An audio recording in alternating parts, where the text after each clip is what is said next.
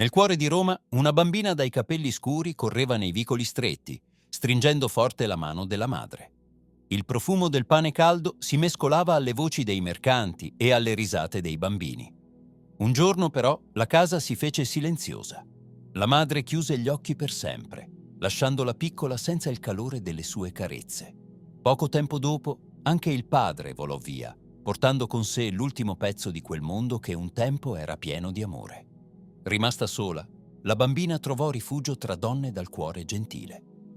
Indossavano abiti semplici, parlavano con dolcezza e le insegnarono che ogni ferita può essere curata con l'amore.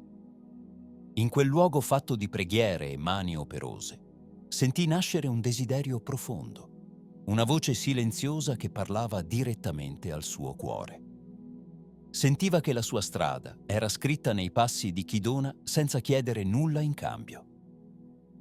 Un giorno, nel momento più sacro, mentre il pane diveniva corpo e il vino si faceva sangue, il suo cuore si infiammò di un amore più grande. Chiuse gli occhi e sussurrò il suo sì.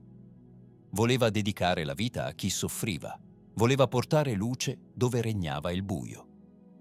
Con passi decisi si presentò davanti a chi poteva accoglierla, ma il suo corpo fragile non resse alla prova. Fu respinta. La porta del convento si chiuse davanti a lei, lasciandola sola con il suo dolore. Lacrime silenziose bagnarono il suo viso.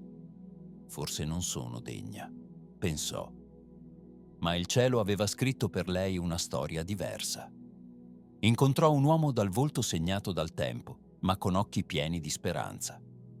Lui le parlò di un sogno, di mani che accarezzano le piaghe, di braccia che sollevano i corpi stanchi, di cuori che si donano senza paura. Quelle parole risvegliarono il fuoco che sembrava spento. Non c'era bisogno di mura spesse, né di vesti preziose. Bastava un cuore disposto ad amare. Così, con fede incrollabile, iniziò il suo cammino. Una piccola casa divenne rifugio per chi era solo, per chi lottava contro la malattia, per chi non aveva più speranza. Con dolcezza asciugava le fronti sudate, stringeva mani tremanti, donava parole di conforto. Ogni sorriso che restituiva era un canto di gioia. Ogni ferita guarita era una preghiera silenziosa. Il tempo passava, ma il suo spirito restava forte. Anche quando il dolore bussò alla sua porta, anche quando il suo corpo si fece debole, non smise mai di donarsi. Nel silenzio di una stanza, circondata dall'affetto di chi l'aveva seguita, chiuse gli occhi per l'ultima volta. Ma il suo amore non si spense. Continuò a vivere in ogni mano che si tende verso chi soffre, in ogni cuore che sceglie di servire senza chiedere nulla in cambio. La città che l'aveva vista bambina ora sussurrava il suo nome con rispetto e amore. Lei non era più solo una donna che aveva sofferto, era divenuta luce per chi cammina nel buio.